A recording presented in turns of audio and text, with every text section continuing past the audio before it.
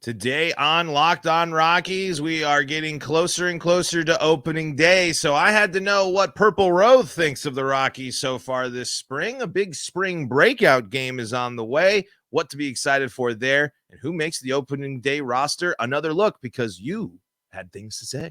You are Locked On Rockies, your daily Colorado Rockies podcast, part of the Locked On Podcast Network, your team every day.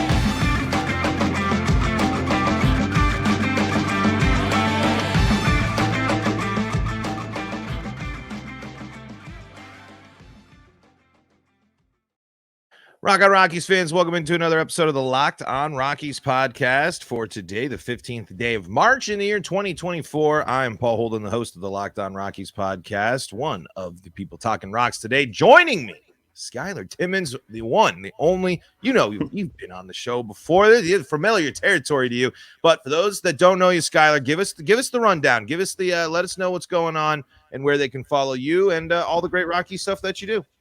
Yeah, writer for Purple Row, Rockies blog. You can find part of SB Nation, purplerow.com. Always writing articles there at least once a week on Wednesdays, and then whatever else we have coming out. And host of the Affected by Altitude podcast and Every Rocky Ever, which is part of the Rocky Mountain Rooftop Network, which is part of the Fans First Sports Network. A lot of just go down the ladder.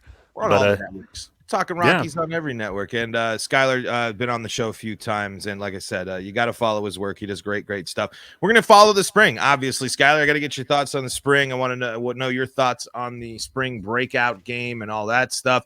We'll dive into all that and more. Just a reminder, this is the Locked On Rockies podcast. You're free and streaming on the Locked On Rockies YouTube channel and on your favorite streaming services. Your subscription, your likes, your support helps the show. Make sure you're supporting Skyler and all the great things they're doing, because Skyler's right in there. Purple Row's actually out there covering the team and doing all sorts of great stuff, great journalism out there as well. Skyler, let's just dive into base level here.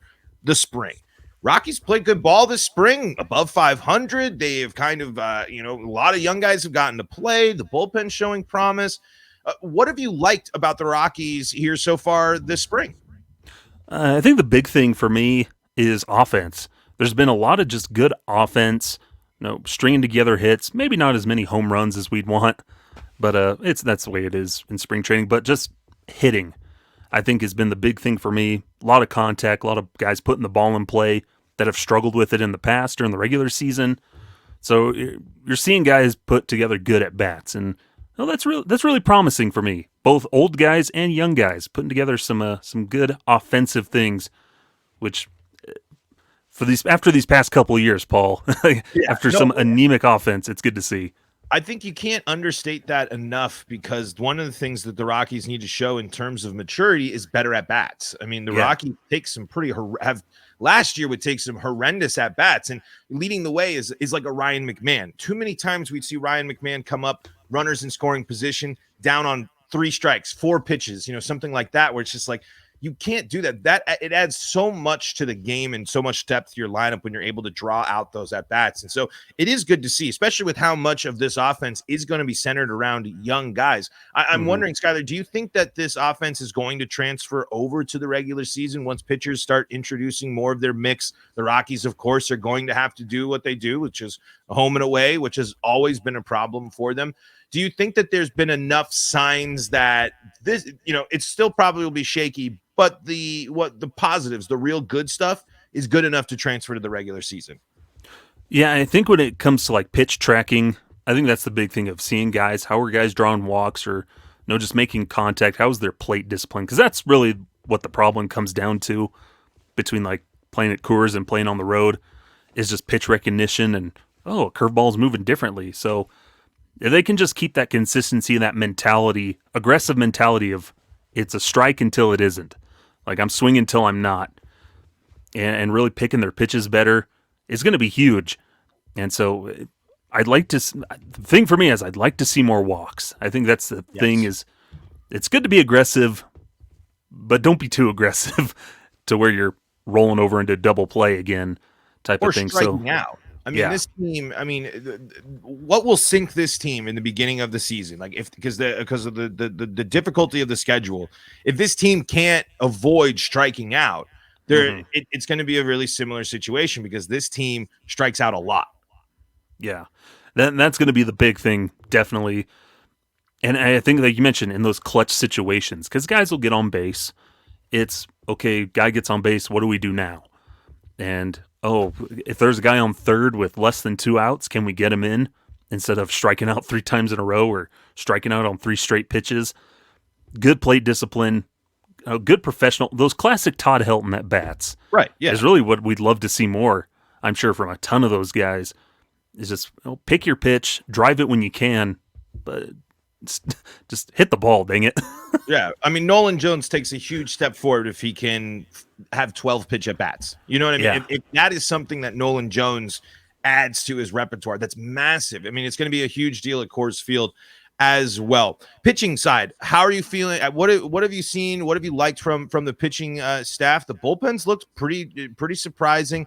You know, I don't think the starters have necessarily done, a lot that necessarily really gets you excited. Although for me, 4 mile per hour increase in velocity for Kyle Freeland, I don't think that can be understated. Yeah, and that's going to be the huge thing, is Kyle Freeland having a resurgent type of year where he stays healthy. He can maintain that velocity throughout the season. Yeah, 94 is not blowing out anybody out of the water, but for Kyle Freeland to get that back, you're like, ooh, all right.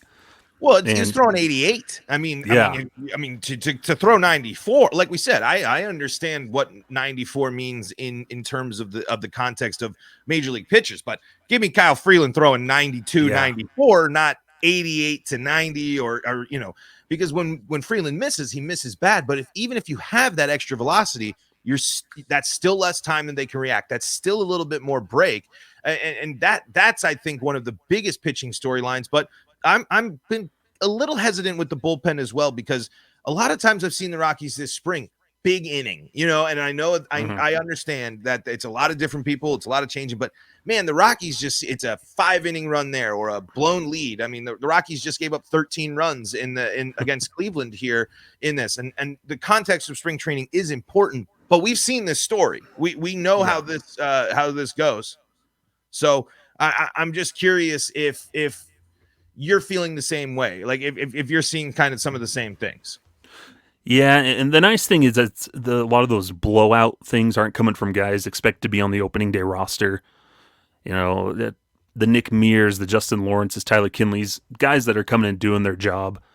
No, I think against Cleveland is or the other day, Jaden Hill kind of got roughed up a bit. You're like, okay, well, he's not making the opening day roster, so it's understandable he might get beat up a little bit. But I think that bullpen is a little bit more promising this year. It's good to see I think the big thing, a different variety of arms in that bullpen, which is nice. And you got guys like Anthony Molina who can go out there, throw 96, 98 with a fastball. And then you got Jalen Beeks going in there. It's not going to be overpowering, but still another finesse lefty type of thing. So there's that good mix. I think the key word there is lefty, out of the bullpen. But it's good to see there is some success in there. And like Nick Mears, I think is the surprise for me out of that bullpen. He's out of options, but he's making it a non-issue of he's gone out there and done very well, gotten strikeouts. His thing, like a lot of these pitchers, is limit the walks. Right. And that's the big thing that I've kept an eye on with the Rockies, is walks have been the problem pitching-wise. And so it's, okay, who's limiting the walks in the bullpen? And a lot of the guys have done, a lot of the regular guys done a pretty nice job of that. Yeah, it's just one of those things. We can look at this spring, we can look at the success of the Rockies and be encouraged. I mean, there are things you can easily say this. You are more excited to be a Rockies fan on March 15th, 2024 than you were to be a Rockies fan on March 15th, 2023. And I don't even think that's close there. I mean, have any of your expectations really shifted at all for the season? Even if it's just slightly, has anything changed in your mind watching this team through the spring? No, I think coming into the season, I was fairly like, okay, I think a lot of it comes with expectations overall for knowing what the team's supposed to do this season of, okay, it's kind of a rebuild year. They're not going to contend. I just want to compete and develop and get better.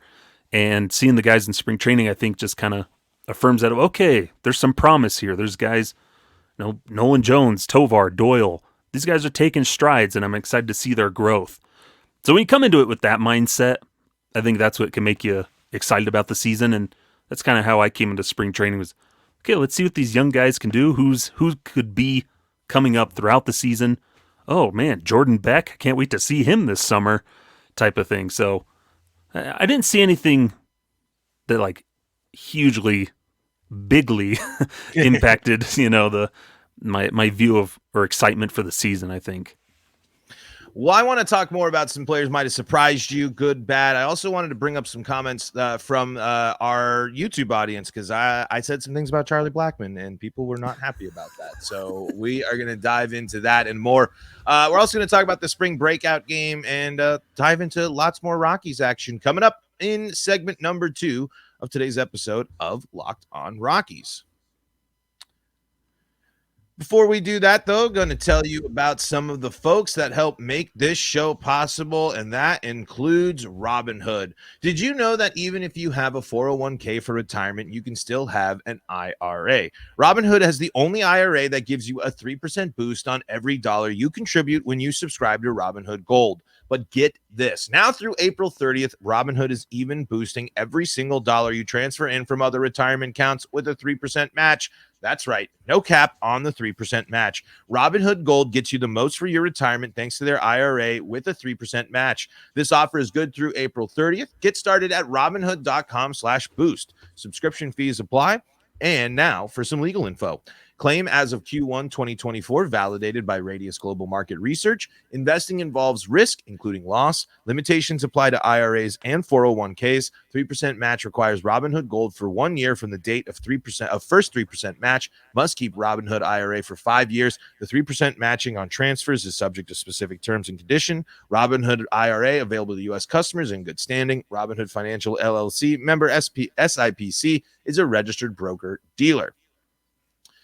We're also brought to you by our friends at FanDuel, and FanDuel is your spot for all the action this hoop season, and it's prime hoop season. And Skyler and I, before, we were just talking about how much fun it is to watch our Denver Nuggets. So why not go out and bet on the Nuggets, because they are looking real good. You can say goodbye to busted brackets because FanDuel lets you bet on every game of the tourney. Yes, that's right. The biggest tournament in all of basketball coming up in just a couple of weeks. Whether you're betting on a big upset or a 1 seed, it's time to go dancing on America's #1 sportsbook. Right now, new customers get $200 in bonus bets. Yes, that's $200 in bonus bets if your first $5 bet wins. That's $200 to use on point spreads, money lines, parlays. You can even pick who's going to win it all. The Denver Nuggets. Just visit FanDuel.com/lockedon. That's FanDuel.com/lockedon. Bet on college hoops. Bet on the Denver Nuggets. Bet on it all until they cut down the nets. This is the Locked On Rockies podcast, free and streaming on your favorite streaming services, bringing you daily Colorado Rockies talk. And we talk to great people covering the Rockies, like my main man, Skyler Timmins. And like we said, we're building up hope, but keeping our expectations in check. We know what's going on with the Rockies. I want to know, give me a handful of players real quick that surprised you, either good or bad. Some, players that you thought maybe had a chance of making the roster. I was, I don't know what will happen, but I want to tip my cap to Riley Pint. I think it's great that he had a good spring, makes his way up to AAA. I think that's a good sign. I was reading about Shunk. He's been having a good spring. Give me some players that have caught your eye, either good or bad this spring. Well, I think the big thing for me is a guy that kept an eye on all last year is Brenton Doyle, who's coming into the spring. Yeah, isn't really hitting for the power right now in spring. But I was just looking through, of the 12 or 13 games that he's played, only 4 where he hasn't had a hit in the game, and very few strikeouts. I think in total, he has 5 strikeouts in total this spring. That's huge for Brenton Doyle. And so really surprising. I don't know if super surprising, but just really interesting and intriguing that he's making contact and getting on base, which is what he needs to do right now. And hey, we'll take that for a whole season. 100%. But I think the other guy that, I don't know if he turned some heads was Jordan Beck. And I'm sure there's a lot of people, even me included, like, is there a chance he could break the opening day roster? Of course, there was no chance he's going to do that, but from what it seems like, he's not going to be far off with the way he performed this spring, and he's got the endorsement of a Hall of Famer in Todd Helton, so Yeah. I'm sure he's not far off the radar, and it was cool to see him perform on the field and what he can do in camp. I think a big one for me is just the change for Michael Toglia. Yeah. Having a good spring at the plate. And and talk about a guy probably at the top of the list of need to have a good spring. Need to reestablish yourself as, hey, I'm not trade bait. Like I am not a guy you want to move on from at the deadline type of prospect. I think he's got to be at the top of the list of guys with having one of the most important springs. Yeah, because that battle really comes down to him and Ilaris Montero, who, Toglia has the options, Montero's out of options, but they're kind of vying for the same spots, along with like Sean Bouchard. And so him coming into spring, really just starting to hit the ball well, it bodes well for him. And who knows if they'll decide to just send him down to AAA because they want Montero to get more playing time because he's out of options. They don't want to lose him. But really pleased to see him come into spring and just show off some adjustments. Yeah, strikeouts are always going to be a problem for Michael Toglia. Yeah. But it's adding the offense along with it, being able to sock a couple dingers, be a more balanced 3 true outcomes type of guy. Mm-hmm. Really surprising. Really good to see him have a good spring. Yeah, I couldn't agree more. And Jaden Hill's been interesting out of the pen as well. He's certainly been one to watch, and we mentioned a little bit too. I think the improved velocity of Kyle Freeland is another thing to keep our eyes on. So we mentioned we talk about these players. And we talk a little bit about the log jam, or at least you briefly mentioned. And this is where I got some people a little ruffled up yesterday. Not too crazy, but I read a report from Thomas Harding that Charlie Blackmon is going to be frequently playing right field. And like, while I understand, in that I don't want Charlie Blackmon playing right field really at all, to be totally honest. I do think that the DH spot should be where he stays, because right fields, you can rotate way more young guys through right field to get them experience while managing Charlie Blackmon and Chris Bryant through the DH role in first base. I'm curious your thoughts on that. And actually, maybe before I dive into that, I want to read you a comment here from Sean Trewartha here from the YouTube comments, because in my show yesterday, I was kind of expressing my hesitation on Blackmon being a frequent right fielder, and so he says, I disagree. Chuck should be making frequent starts in right field. If you believe that him in the lineup is blocking young talent, I would rather him block Toglia and Bouchard in the outfield than Monty at DH. There will be rotation of some kind, and some players will get hurt, so there will be lots of starts to go around over the course of 162. I think Charlie's liability in the outfield is slightly overblown, but regardless, as it stands right now, Chuck is the best hitter of the group, so he needs to start. Monty has the most upside, so he should start. Well, I know you can't make a spot for all of them, but playing Charlie Blackmon in right field when you have Toglia, Bouchard, Goodman, all of these guys that need that time, I just don't know if that's the best way to handle it. I think the rotation with Bryant at first and Montero, but this whole situation continues to get sticky. Yeah, and that's I think the big thing in all of this is, for a lot of people, is finding playing time for Montero. And if you've listened to the Affected by Altitude podcast, I'm adamant, I don't want Chris Bryant in right field at all. Unless it's like occasional start, like once or twice during a week. But I want him at first base. Well, that kind of leaves Montero in a weird spot. And so I think Blackmon's going to have to play more right field. Now I'm with you. Do I want him out there as often? Probably not. Because that's how we keep him fresh, is by DHing.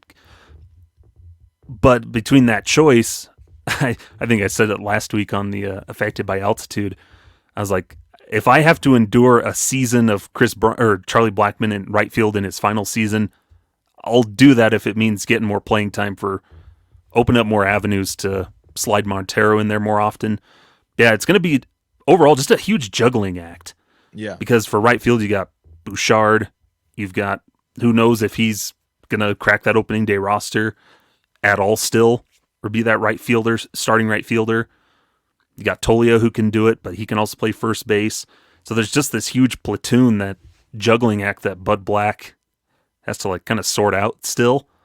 And we know So Bud Black it's is going tough. to go with the veterans. I mean, we Exactly. know Bud Black is going to play the veterans, and there's going to be more often than not Chris Bryant and Charlie Blackmon are going to block Montero. I mean, I think that's just his managerial style, and I just don't know if I agree with that. Here was my crazy thing that I said. I was kind of saying it jokingly, but at the same time, I'm kind of not joking that much.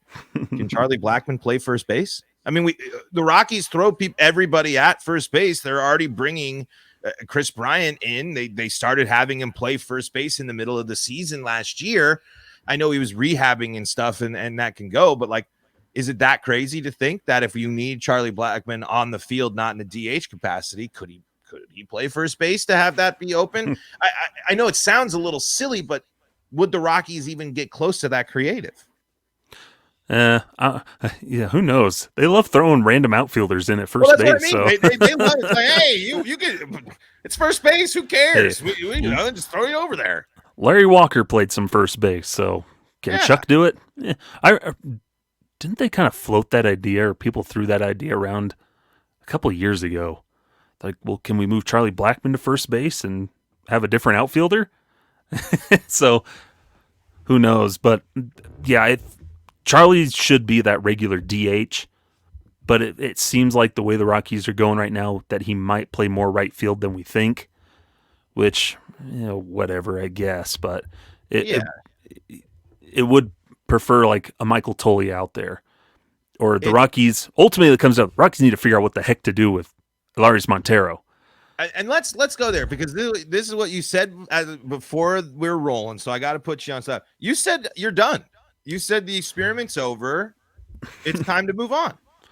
Yeah, it's one of those things where and this is the way the Rockies go with a lot of guys, because I would love for Montero to get a spot and be able to ball out and do his thing and show that power.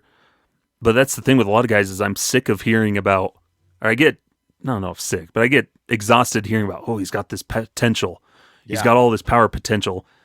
And then he gets that regular playing time. You're like, where is it? Like, where are these bombs that I want to see? And like, when he does get some extended playing time, he's shown those glimpses. But the way the team keeps operating, they're not opening a clear path for him. So he just keeps getting blocked. He's never seemed to be a priority. Exactly. Yeah. He's never been.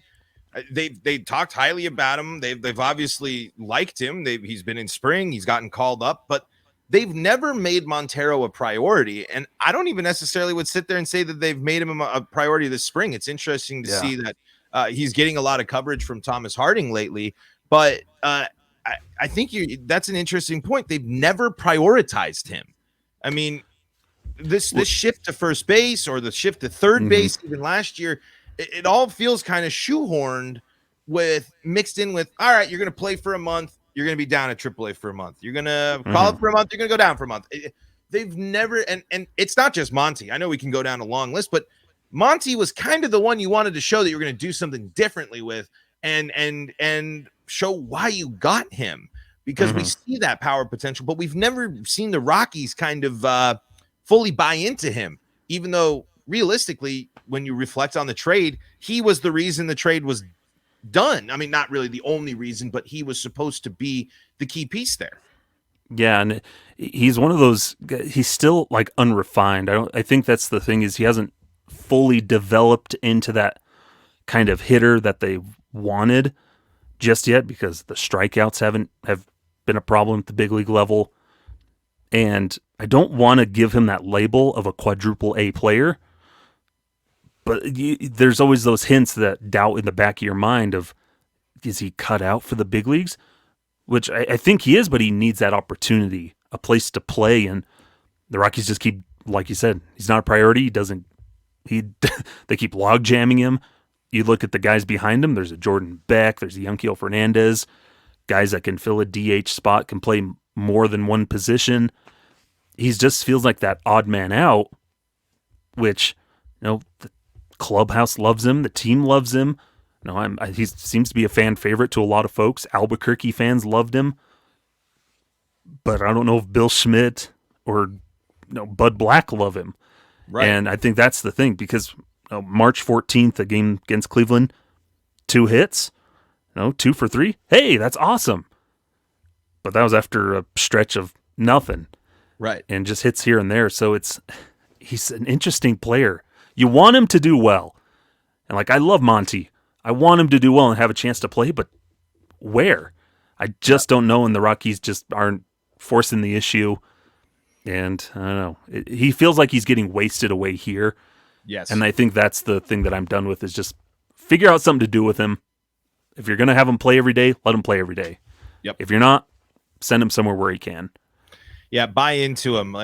Really buy into him and go for it, because it certainly hasn't seemed like that's the case. All right, let's talk spring breakout and just wrap up things here in just a little bit. Coming up on segment number 3 of today's episode of Locked On Rockies. Before we do that, though, got to tell you about our friends at Amazon Fire TV. Fire TV is your destination for sports, from live games to highlights to in-depth analysis. Fire TV offers amazing viewing experiences with smart TVs, as well as the Fire TV stick that you can plug into your existing TV that provides access to millions of movies and TV episodes, as well as free and live TV. Whether it's opening weekend for baseball or the college basketball tournament, you're going to want to have Fire TV.